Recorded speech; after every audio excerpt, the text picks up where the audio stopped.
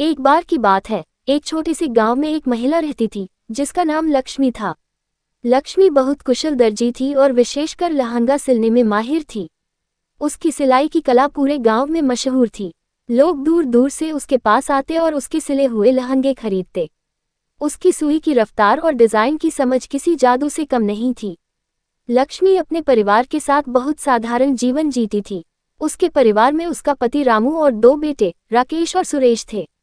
पति रामू भी मेहनतकश था, लेकिन उसकी कमाई इतनी नहीं थी कि घर का खर्च आराम से चल सके। इसलिए लक्ष्मी अपनी सिलाई के काम से परिवार को आर्थिक रूप से सहारा देती है। लक्ष्मी ने सिलाई का काम अपनी माँ से सीखा था। जब वह छोटी थी, उसकी माँ गांव की अन्य औरतों के लिए कपड़े सिलती थी। लक्ष्मी तब अपनी माँ को बड़े ध्यान से देखती और धीरे धीरे उसकी मदद करने लगी।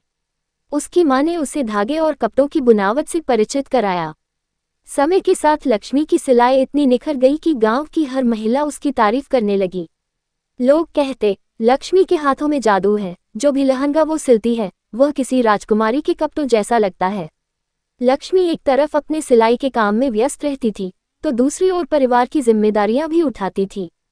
घर के काम, बच्चों की पढ़ाई और खाने की व्यवस्था में उसका दिन बीत जाता था।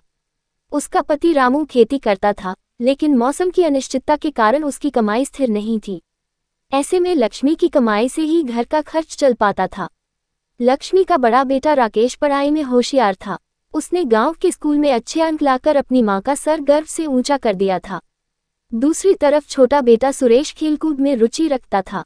उसे हमेशा नए नए खेल खिलौने चाहिए होते थे, लेकिन लक्ष्मी की आर्थिक स्थिति इतनी अच्छी नहीं थी कि वो दोनों बेटों की सभी इच्छाएं पूरी कर सके। एक दिन गांव की सबसे धनवान महिला, जिसका नाम सविता देवी था, लक्ष्मी के घर आई। उसने लक्ष्मी से कहा, लक्ष्मी, मेरी बेटी की शादी अगले महीने है। मैं चाहती हूँ कि तुम उसकी शादी के लिए एक खास लहंगा तैयार करो। मुझे तुम्हारी सिलाई पर पूरा भरोसा है। पैसे की चिंता मत करो, जितना चाहिए उतना ले लेना। बस लहंगा ऐसा होना चाहिए कि लोग देखते ही रह जाएं। लक्ष्मी के लिए यह एक बड़ा मौका था। सविता देवी के घर से मिले हुए ऑर्डर से उसे अपने परिवार की आर्थिक स्थिति सुधारने का मौका मिला था। लक्ष्मी ने सविता देवी की बेटी के लिए लहंगा बनाने की तैयारी शुरू कर दी। उसने नए कपड़े, धागे और अन्य जरूरी सामान खरीदे और काम में लग गई।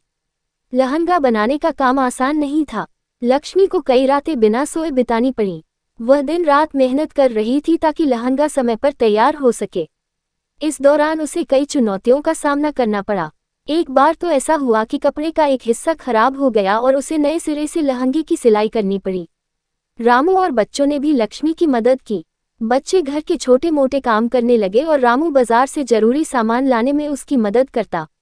लक्ष्मी की मेहनत रंग लाए और आखिरकार उसने लहंगा तैयार कर दिया। ये लहंगा वाकई किसी महारानी के लिबास जैसा था। उसकी सिलाई, कढ़ाई और डिजाइन सब कुछ अलग था। शादी का दिन आया। जब सविता देवी की बेटी ने वह लहंगा पहना, तो सभी मेहमानों की नजरें उसी पर टिक गईं। लोग उसकी सुंदरता और लहंगे की तारीफ करने लगे। सविता देवी बहुत खुश हुई और उसने लक्ष्मी को खूब सारा इनाम दिया। इस कामयाबी के बाद लक्ष्मी का नाम पूरे इलाके में फैल गया। अब उसके पास गांव के बाहर से भी लोग ऑर्डर देने आने लगे। लक्ष्मी की मेहनत और हुनर ने उसे एक नई पहचान दिलाई। उसने अपनी सिलाई से न सिर्फ अपने परिवार की आर्थिक स्थिति को सुधारा, बल्कि गांव की औरतों के लिए भी प्रेरणा बनी। लोग अब उसे सिर्फ एक दर्जी के रूप में नहीं, बल्कि एक संघर्षशील और आत्मनिर्भर महिला के रूप में पहचानने लगे थे। लक्ष्मी की यह कहानी हमें सिखाती है कि अगर इरादा मजबूत हो और मेहनत की जाए, तो कोई भी सपना पूरा किया जा सकता है।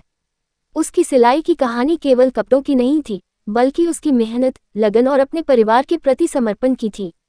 इस तरह लक्ष्मी की जिंदगी में सफलता और सम्मान दोनों आए। उसका हुनर और मेहनत उसे गांव की साधारण महिला से एक मशहूर दर्जी बना दिया।